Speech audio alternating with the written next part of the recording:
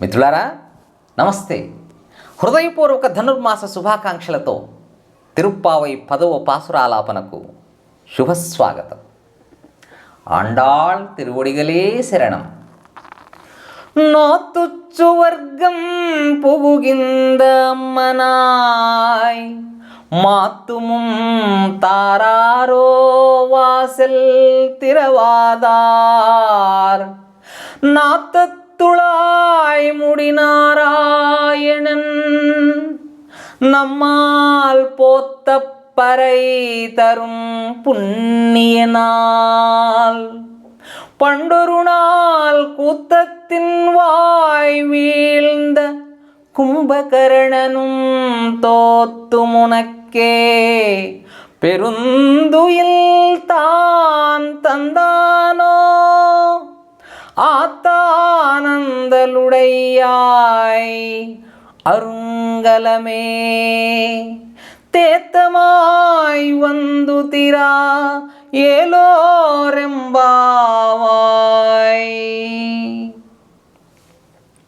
ఇవాళ మేల్కొల్పబడుతున్నటువంటి గోపిక పరమ విశిష్ట వనిత.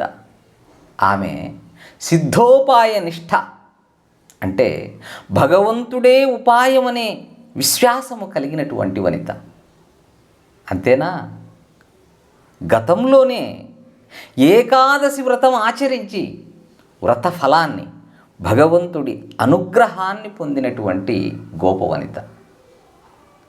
అందుకనే ఆండాళ్ తల్లి తన మిత్ర బృందంతో కలిసి ఆ గోపికను ఏ విధంగా నిద్రలేపుతోందంటే, మేము రాకముందే నోము నోచి దాని ఫలంగా సుఖానుభవమును పొందిన తల్లి, తలుపు తెరవకపోయినా సరే కనీసం మాటైనా పలుకరాదా? పరిమళము నిండిన తులసిమాలలు కిరీటమున అలంకరించుకున్న ఆ నారాయణుడు మేము మంగళగీతం ఆలపిస్తే పరమనే పురుషార్థాన్ని అనుగ్రహించే పుణ్యమూర్తి. శ్రీ మహావిష్ణువు శ్రీరామావతారంలో సంహరించినటువంటి ఆ కుంభకర్ణుని ఓడించి ఆ గాఢ నిద్రను బహుమతిగా పొందావా ఏమిటి? ఆ ముద్దు నిద్ర నుండి లేచి మైకము నుండి తేరుకొని వచ్చి తలుపు తెరు, నోరు తెరిచి మాతో మాట్లాడు అంటూ ఆండాళ్ తల్లి అంటోంది. ఇక్కడ నోము అంటే శరణాగతి వ్రతం, ఏకాదశి వ్రతం, శ్రీవ్రతం. ఇది భగవంతుడు మాత్రమే ఉపాయము అని నమ్మటం. చట తలుపు అనగా అహంకారం. తలుపు తెరవటం అంటే అహంకారాన్ని తొలగించుకోవటం. వాక్కు అంటే మంత్రోపదేశం. కుంభకర్ణుడు తామసి అంటే రాక్షసుడు, తామస గుణం కలిగినవాడు. కానీ ఇక్కడ మనం కుంభకరణ అంటే కుంభము క్షేత్రముగా కలిగినవాడు, కుంభ సంభవుడు, కుండ నుంచి కలశము నుంచి జన్మించినవాడు. ఎవరు? అగస్త్యుడు. ఎందుకు అలా అంటాము కుంభ సంభవుడు అని అగస్త్యుని అంటే, వరుణుడు మిత్రుడు యజ్ఞం చేస్తూ ఉండగా ఊర్వశి ప్రత్యక్షమవుతుంది.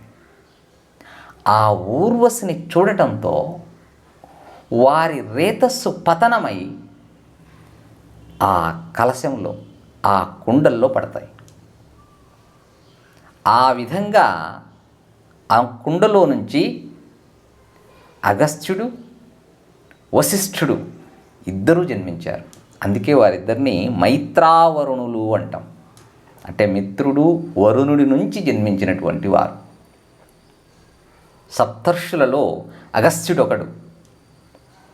మరి అగస్త్యుడిని ఎలా ఇంకా అన్వయం చేసుకోవటం అంటే, అహంకారాన్ని అణచినవాడు. ఎవరి అహంకారం? వింధ్య పర్వతం యొక్క అహంకారాన్ని, అది పెరగకుండా దాని అహంకారాన్ని అణచాడు. ఒకానొక సందర్భంలో వింధ్య పర్వతం మేరు పర్వతం యొక్క ఆ ఉన్నతిని చూసి అసూయతో తాను కూడా ఎత్తు పెరగాల అని మేరు పర్వతాన్ని మించి ఉన్నతంగా ఎదుగుతుంది.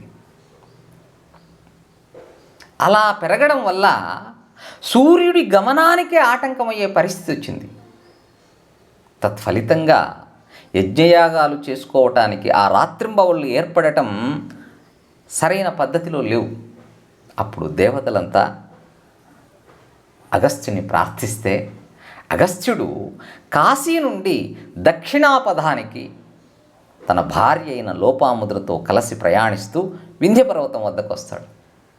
వింధ్యుడికి అగస్త్యుడంటే పరమ గౌరవం కాబట్టి వెంటనే తాను తగ్గిపోయి ఆ అగస్త్యుణ్ణి తన నుండి ప్రయాణించమంటాడు.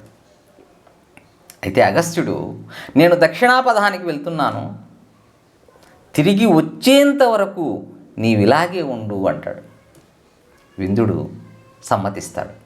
ఆ విధంగా ఆ వింధ్యపర్వతం యొక్క అహంకారాన్ని అణచాడు. అంటే ఆ ఉన్నతాన్ని, ఆ ఎత్తైనటువంటి వింధ్యపర్వతాన్ని తగ్గుగా వచ్చేట్టు, చిన్నదిగా అయ్యేట్టు చేశాడు. అలాగే అగస్త్యుడు సముద్ర జలాల్ని త్రాగాడు. అంటే వేదశాస్త్ర అధ్యయనం చేసినవాడు అని అర్థం. ఎందుకు సముద్ర జలాల్ని తాగాడు అంటే, ఒక సందర్భంలో ఇంద్రుడు వృత్రాసురుణ్ణి సంహరించాక ఆ వృత్రాసురుడి అనుచరులైనటువంటి కాలకేయులు పారిపోయి సముద్రంలో దాక్కుంటారు. పగలంతా సముద్రంలో ఉండి రాత్రి అవుతూనే జనావాసాలపై పడి మునీశ్వరుల్ని, బ్రాహ్మణుల్ని చంపి తింటూ ఉంటారు. అప్పుడు దేవతల ప్రార్థనతో అగస్త్యుడు సముద్రంలోని ఆ నీటినంతా ఔపోసన పడతాడు. ఆ విధంగా కాలకేయుల్ని దేవతలు సంహరించడం జరుగుతుంది. అలాగే ఈయన మృత్యువును జీర్ణించుకున్నాడు. ఇల్వలుడు, వాతాపి అనే రాక్షసులు తమ కామరూపాలతో ఉండి ఈ వాతాపి మేక రూపంలో ఉండడం, ఆ మేకను వండి ఆ అడవి గుండా ప్రయాణించేటటువంటి మునీశ్వరులకు ఆ ఇల్వలుడు ఆతిథ్యం ఇస్తాడు. వారు తిన్న తర్వాత వాతాపి బయటికి రా అంటాడు. ఆ వాతాపి పొట్ట చీల్చుకొని బయటకు వస్తాడు. అలాంటి ఆ వాతాపిని అగస్త్యుడు ఆహారంగా భుజించిన తర్వాత జీర్ణం జీర్ణం వాతాపి జీర్ణం అని అతన్ని, ఆ మృత్యువునే అంటే వాతాపిని జీర్ణించుకోవటం జరుగుతుంది.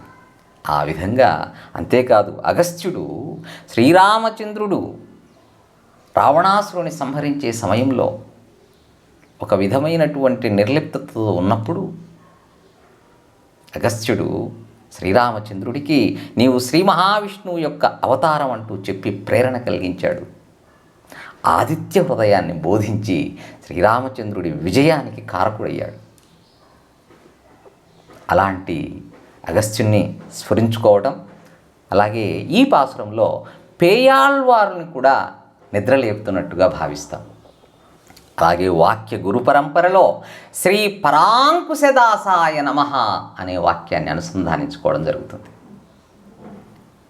ఆండాళ్ తిరువడిగలే శరణం. మిత్రులారా, ధన్యవాదాలు. తర్వాతి పాసురాన్ని మరో వీడియోలో తెలుసుకునే ప్రయత్నం చేద్దాం. శుభం భూయాత్. హరి ఓం తత్సత్.